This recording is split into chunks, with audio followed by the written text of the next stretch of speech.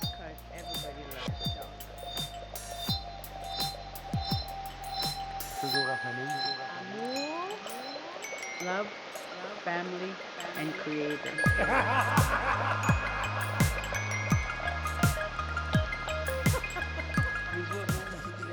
Yo, on est avec on est au Lab Podcast en présence de mon boy Détrack. Comment ça Hey. va, Détrack? Ça va bien, Max? Yes. Ça va bien matin, yes sir. Oui. Présente-toi, Détrack, c'est qui en gros? Tu viens d'où? Détrack, je suis tout le temps artiste hip-hop, rappeur, MC, producteur, beat-faiseur, puis cracheur de feu. Yeah! Cracheur de feu. T'es originaire de Gatineau, je Je suis né à yes, Gatineau, sir. ouais. Ouais. Tu gars d'ici, t'as étudié à Saint-Alexandre puis Carrefour. Exactement, j'ai fait les deux. J'ai fait collège Saint-Alexandre, après je suis allé au Je joue au Carrefour. football à Saint-Alex. Moi. T'as joué au football à Saint-Alex?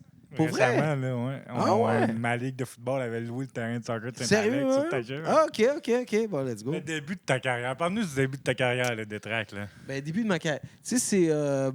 J'ai toujours la misère à dire carrière, mais je peux dire la fois où j'ai commencé. Tu sais, moi, j'ai commencé en début des années 2000. Je pense que c'était en 2001, 2002. J'ai commencé, j'avais 16 ans. Moi, j'allais à l'église Notre-Dame à Gatineau. Tu connais l'église Ouais, Notre-Dame? ben. Puis il y avait des danses. Y a-t-il encore des danses? Existe-tu? Ça doit plus exister. Je pense pas. Puis c'est ça. Puis c'était. Il y avait des DJ. Puis c'est là pour la première fois que j'ai vu comme du monde prendre un micro puis rapper. Puis je me suis dit, oh shit, je vais Quand faire t'as ça. commencé, c'était avec qui? Est-ce que t'étais tout seul ou t'as commencé avec un groupe, des amis? Ben, j'ai commencé à écrire tout seul mes premiers raps. Là. C'était Ok. juste comme, OK, non, moi, je veux avoir mon rap à moi. Fait que là, j'ai pris une feuille de papier, j'ai écrit mes raps. Puis là, j'étais allé à ces événements-là, puis j'avais même mémorisé mon rap. Là. C'était comme, genre, j'étais pas juste avec ma feuille, j'étais juste comme, oh, non, il faut que je le rappelle, talalala. Fait que là, c'était comme, j'arrivais au monde, je leur montrais mon rap. Oh shit, hey, il est bon, lui, talalala. Fait que là, genre, c'est comme ça, comme, puis là, j'ai rencontré les gens qui faisaient les shows là-bas dans ces danses-là. Puis là, ils m'ont dit, ah, ben, tu peux performer avec nous autres si tu veux. Fait qu'au départ, c'était comme un peu, c'était comme des groupes, mais c'était pas des groupes officiels, là, mais c'était comme moi. Il y avait un autre gars qui s'appelait Chris Haddad, Hans Bessette, puis tu sais, on faisait des petits showcases ensemble, mais tu sais, on n'avait pas de chansons enregistrées, on n'avait pas un groupe officiel, on n'avait pas un nom, tu sais. Puis moi, c'était Détraqué au départ. Moi, je commençais, puis mon premier nom de rappeur, c'était Détraqué, ouais. Puis il y avait les battles dans ce temps-là, je sais pas. Il y avait des battles, ouais. Il y avait des freestyle battles à la 8 Miles. Si t'as vu 8 Miles, tu sais c'est quoi? Mais ça, c'est plus tard après. Puis j'en ai fait plusieurs. Puis moi, je suis comme d'une génération aussi. Quand tu commençais, tu pouvais pas être poche. Tu sais, il fallait que tu aies ton Existait pas, ça. rap, là. Tu sais, ça pouvait t'arriver que quelqu'un t'arrive. Ah, tu rappes, toi? Non, moi, ce que t'as, tu sais. Fait qu'il fallait que tu sois prêt. Tu sais. Moi, j'avais tout le temps ce mindset-là aujourd'hui. Tu sais. Jamais... Je regarde les rappeurs aujourd'hui, c'est des rappeurs de studio, là, tu sais, genre, ils font tout comme, ils modifient leur voix, mais... Autotune. Ouais. Mais tu sais, c'est correct, c'est leur truc. Mais tu les vois dans la rue, là, tu leur dis, hey, fais-moi un rap, et des fois, ils ont de la misère, tu sais, parce que tout se passe en studio. Moi, c'était l'inverse. C'était comme tout se passe en live. C'est pour ça que je dis, je suis un MC, tu sais, moi, c'est vraiment l'art de, comme, moi, j'ai commencé à rapper pour les shows, puis pour le live, pour pouvoir être dans le cypher, tu sais. Ouais. OK, j'ai amené quelque chose avec moi un matin. Arrête. Je te jure, puis là, je voulais qu'on en parle un peu. OK. Oh! Ton livre que t'as Détroit. fait, Ben oui, Détroit. ben oui. Pourquoi tu as choisi le nom de Détroit? Ça... Parce qu'en 2013, j'ai tourné un vidéoclip qui s'appelle Occupons l'hiver, puis on l'a tourné à Détroit. On est allé là-bas, tourner le clip OK. dans plein de lieux abandonnés, puis j'avais mon téléphone. Je me rappelle plus c'était quel iPhone, mais j'ai pris plein de belles photos. Puis là où est-ce que je travaillais, il y avait une femme qui travaillait, elle, avec une maison d'édition. Puis là, elle m'a dit, ah, ça tenterait-tu de sortir un livre avec ta poésie puis les photos que tu as prises?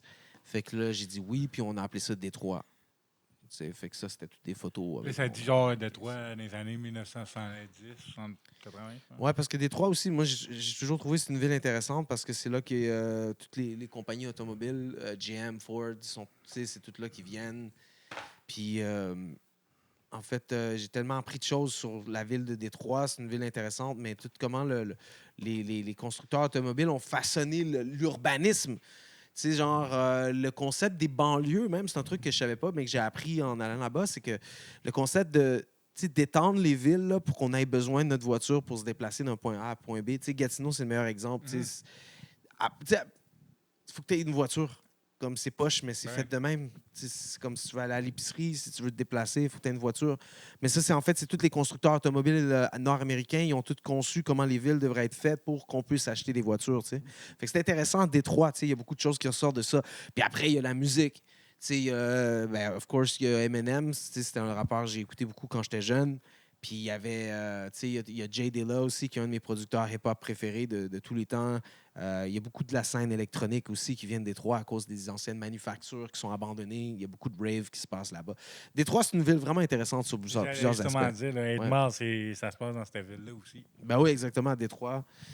Puis c'est ça, c'est beaucoup de choses. C'est une ville quasiment fantôme, comme on dit. C'est 80% de la ville qui est abandonnée. C'est quand même fou, tu sais. Yes. Ouais.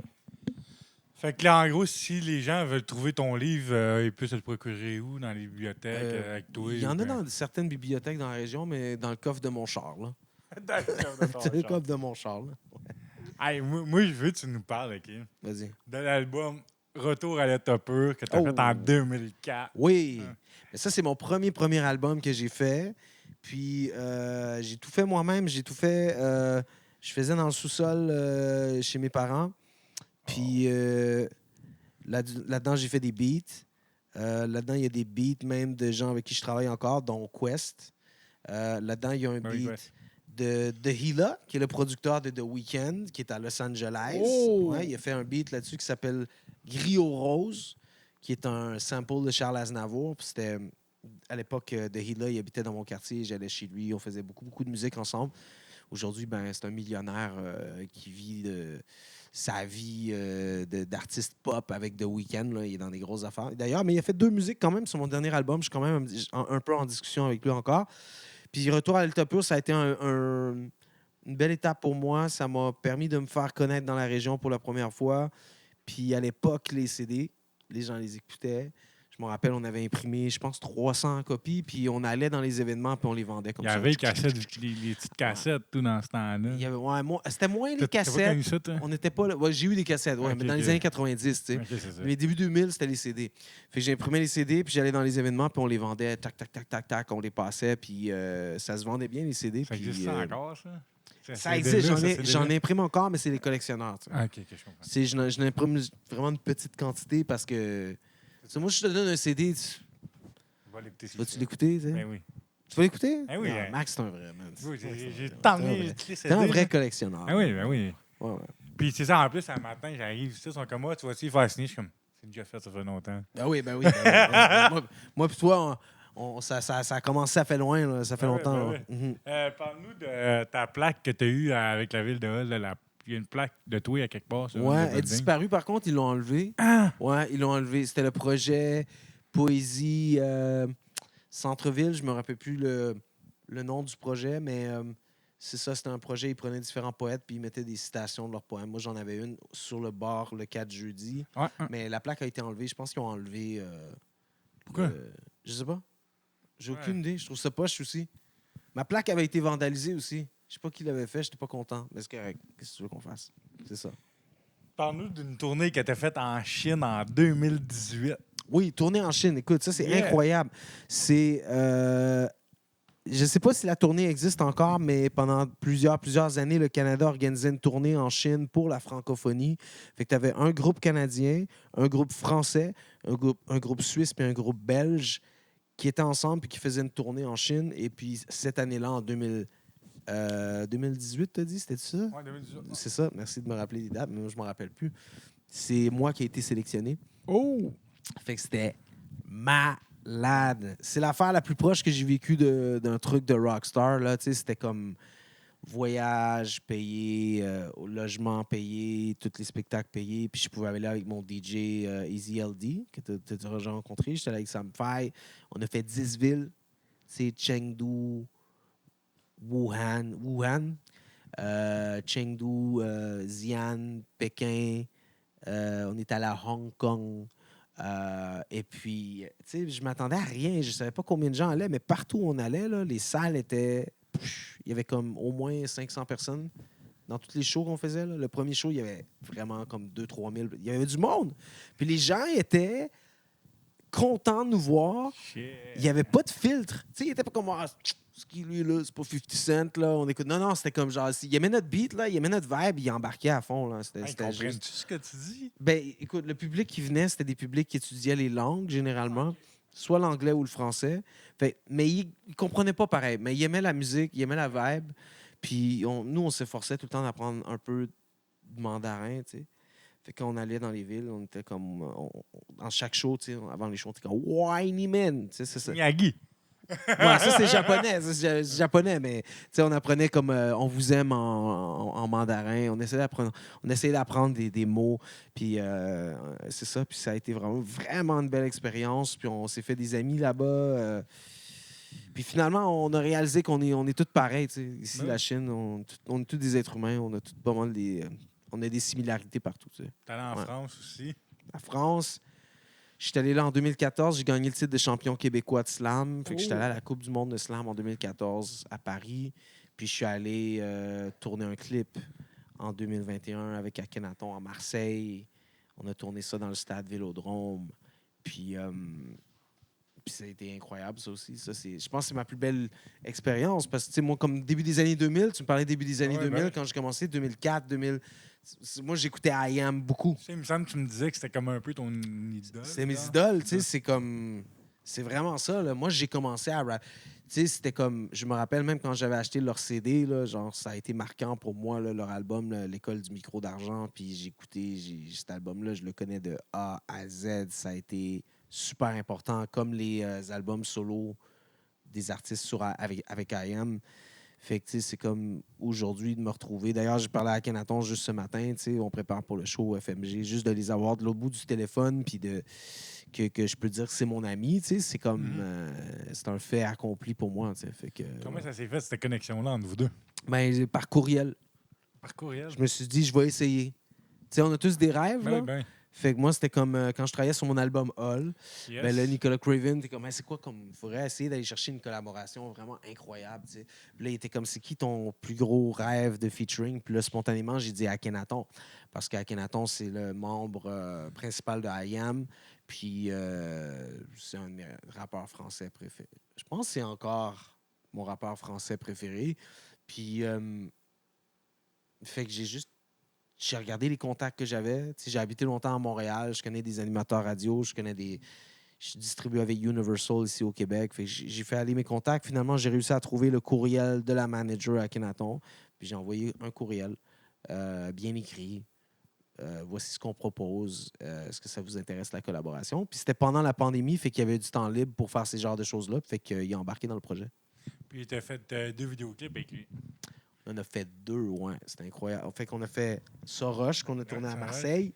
Puis on a aussi fait, c'est ça, Culture, qu'on a tourné à Montréal l'automne passé, l'automne 2023. À Montréal. Ouais, on l'a tourné au quartier Saint-Henri à Montréal. Puis ça aussi, c'était une super belle expérience. Ouais. Yeah. T'as fait Slam Québec en 2013. Oui. J'ai gagné le titre de champion québécois de slam en 2013, ouais. Fait que là, je suis allé en France représenter le Québec à la Coupe du Monde. Oui, à cause de ça. Fait que tous les gagnants, à chaque année, vont en France représenter le Québec. Puis là, tu as une Coupe du Monde avec les champions des États-Unis, l'Angleterre, le Brésil, les Pays-Bas. Non, j'ai terminé 4e. Mais ça a été une belle... Quand même bon. Ben ouais. Parle-nous de ton passage à la fin des faibles. Ah, la fin des faibles. Ça, c'était une belle expérience. C'était comme... en fait, il y a une compétition qui existe qui s'appelle les End of the Week. C'est une ligue de freestyle. C'est mondial. Ça a commencé à New York. Et la division End of the Week à Montréal avait été approchée par Télé-Québec. Oh ouais, on fait une émission de télé avec ça, mais on va appeler ça la fin des faibles. Fait qu'ils ont traduit. Fait que là, les organisateurs de l'émission télé m'ont contacté parce que moi, j'ai participé régulièrement aux Ligues End of the Week à Montréal. J'étais tout le temps dans les tops. J'étais tout le temps... D'ailleurs, une année, j'ai failli gagner le championnat canadien, mais ça n'a juste pas donné. C'était la finale, c'est passé la date de mon mariage. Fait que j'ai pas pu le faire. Fait qu'en tout cas, ça pour dire. Mais, et là, ils m'ont invité pour l'émission. Je savais pas trop si je devais le faire parce que les juges, c'est quand même des gens avec qui je fais de la musique. Fait que je me voyais un... Tu sais, comme j'ai 2 chansons avec Corias, Soulja, Saramé. T'as chanté avec Soulja?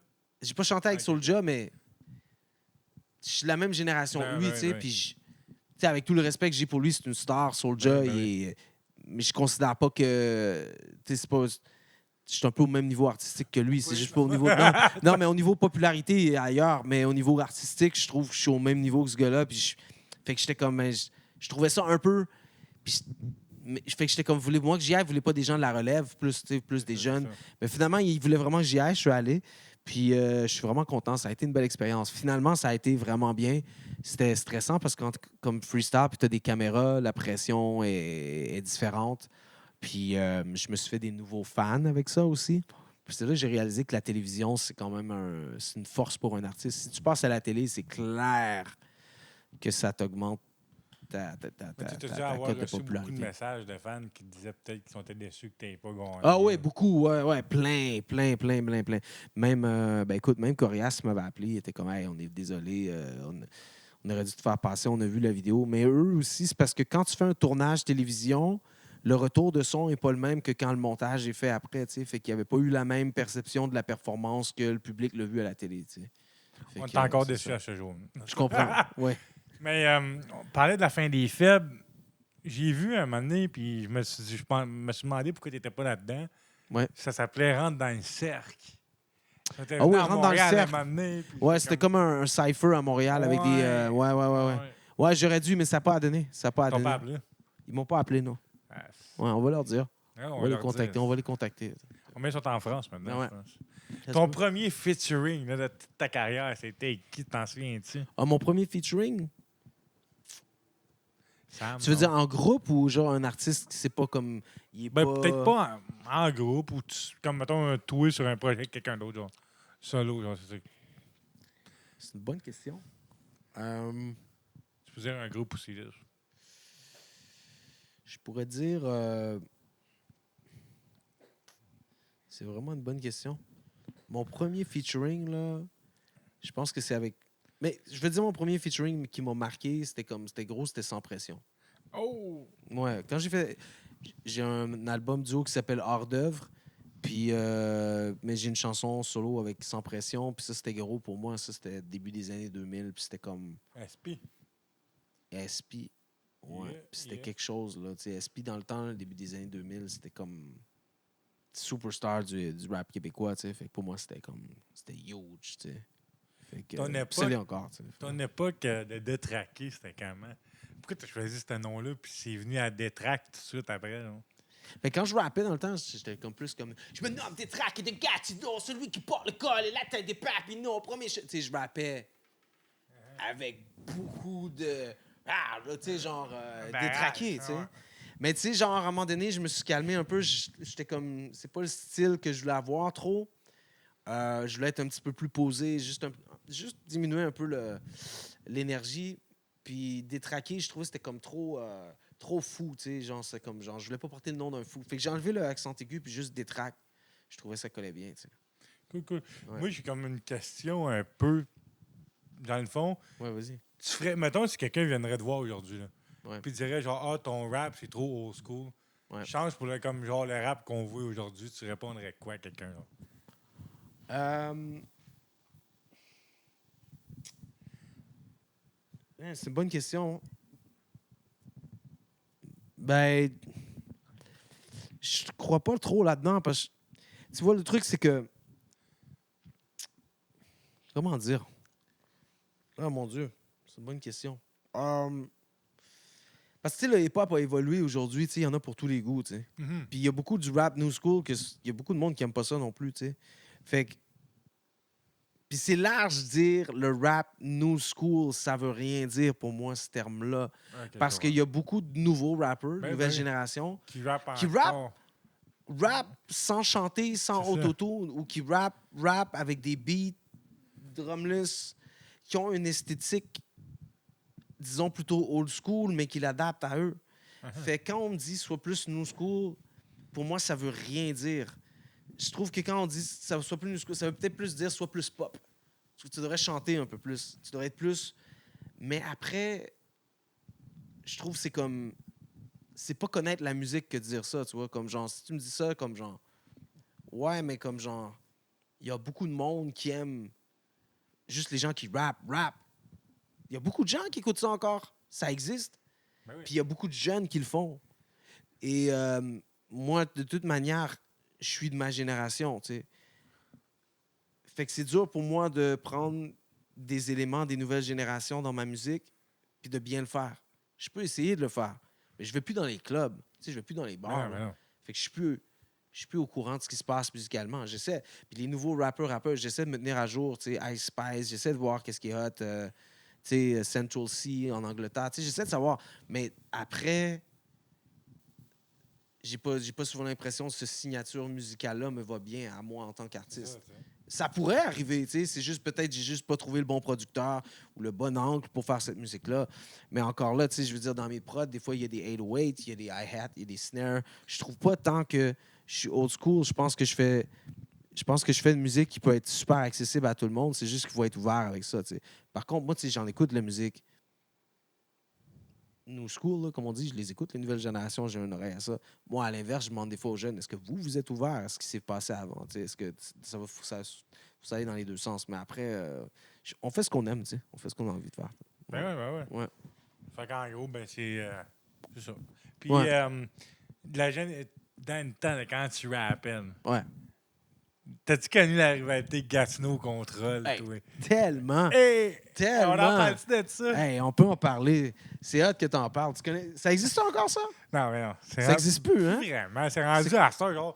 Ouais, Gatineau, c'est tout rendu ensemble. Tu connais ça, toi, parce que quoi, tes parents, ils t'en ont parlé ou quoi? Ben C'est non, quoi? J'écoute moi, j'ai connu cette musique-là. Moi, je suis jeune encore. Là, T'étais avec Ton Sounds, non? Tu connais ça? Tanzan, Ton Sounds à Nacio, l'époque, ces ouais. affaires-là, là, la Ben- porte du Québec. Ben, Ton Sounds, c'était un peu mes rivaux dans le temps.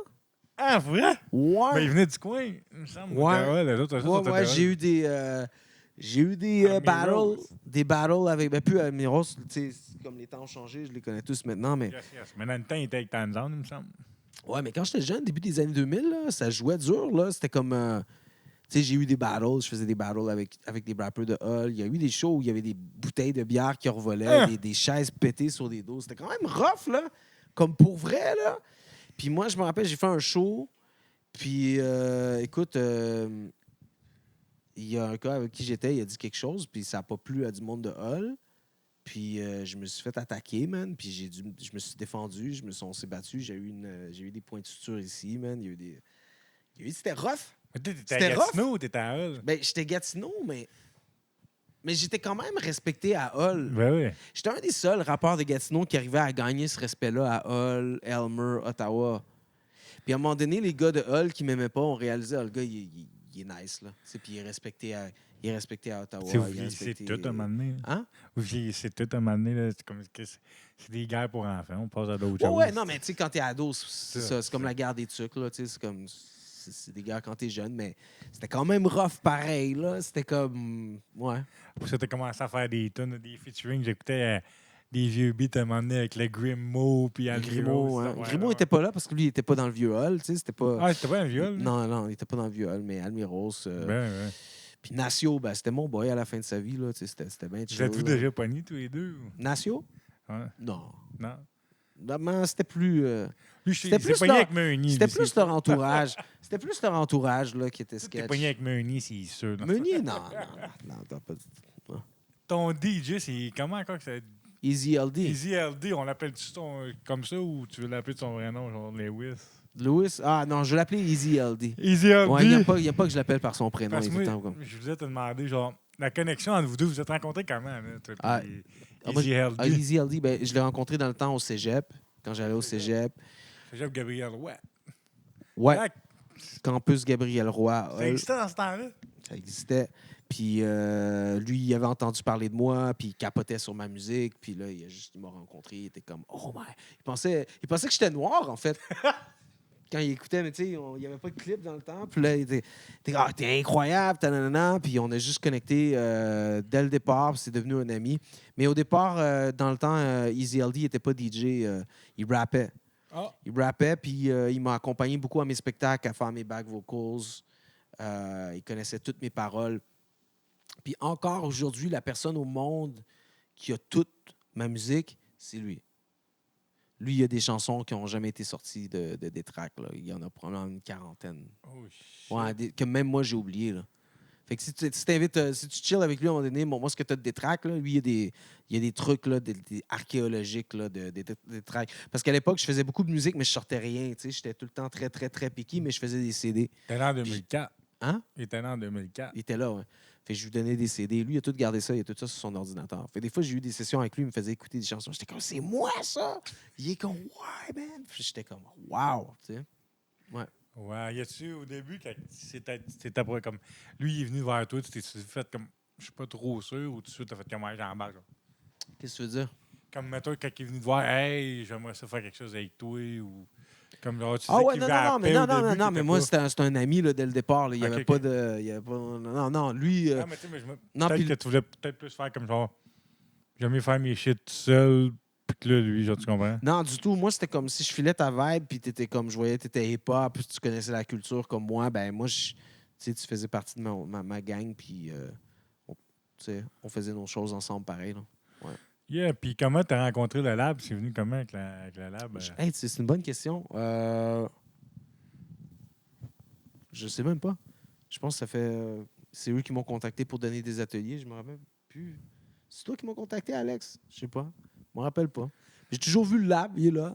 Eh ouais. Puis c'est ça. Je me C'est rappelle, vieux, le lab. je me rappelle comment je t'ai rencontré, toi, par contre, à l'atelier Ben de ouais. poésie que je donnais ici. Fait que, C'est la plaque dans le viol. Ouais. Puis c'est vieux, le lab. Là. C'était 2003, je pense, 2004. Quand tu es dedans, c'est vieux, Ouais. le lab. Ouais. Fait que, ben, c'est tout pour l'interview. Merci d'être venu. Eh ben, ça fait- Peux-tu nous parler... Non, finalement, ça ne sera pas tout. Peux-tu nous parler des ateliers que tu avais faits en prison? Oui, ben oui, on va en parler. C'est des ateliers qu'on a fait en collaboration avec le Lab. C'était.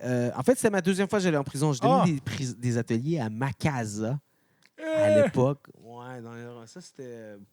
C'était pas la même expérience. Mais Val Tétro, c'était hot.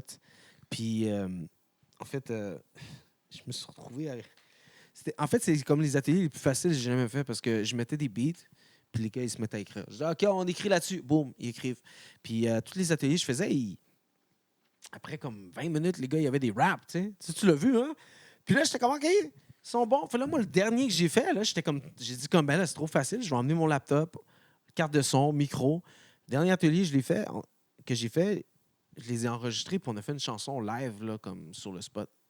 Puis la chanson est super chill. Fait que ça a été une belle expérience. Puis c'est des gars, j'ai le même langage musical qu'eux aussi, tu sais. Fait qu'ils sont comme, tu sais, fait que je mets des beats. Ils sont comme, ils capotent. Puis t'es en prison, tu peux pas écouter de musique. Tu peux pas écouter la musique que t'aimes. Fait que moi, j'arrive là, ils capotent, tu sais. Fait que c'est ça. Moi, on m'a dit, quand tu es arrivé là-bas, il y en a qui te connaissaient déjà depuis un méchant bout. Ouais, ben, il y en a un qui me connaissait parce que, en fait, il y a une chose que les gens ne savent pas. J'ai animé une émission de radio hip-hop à CHUO 89,1 FM Ah, pendant longtemps. Ouais, ça s'appelait l'émission Au cœur de la rue. Puis c'était écouté partout dans quel la temps, région. ça? Ça, c'était comme de 2000... Je dirais quelque chose comme 2008 à 2013, là, quelque chose comme ça. Là. Ouais, c'était à CHUO. On était la seule émission sur les ondes FM de rap francophone. Puis à chaque émission, on avait des appels à frais virés de la prison de Val-Tétro pour des demandes spéciales. Fait qu'on était écoutés dans la prison parce qu'ils ont juste une radio, je pense. Fait que je pense que c'est pour ça qu'ils nous écoutaient. Fait qu'on avait des appels à frais virés. Fait qu'il y a un des gars qui est là, il me connaissait de cette époque-là. Ah, Fait t'es que une pauvre gars, je légende. sais pas ça fait combien de temps il est en prison, mais en tout cas. T'es une légende. Ouais, c'est ça. Fait que, alright, man, merci d'avoir venu. Puis, toujours un plaisir de te recevoir partout. Ah oui. Merci à toi. Yes, sir.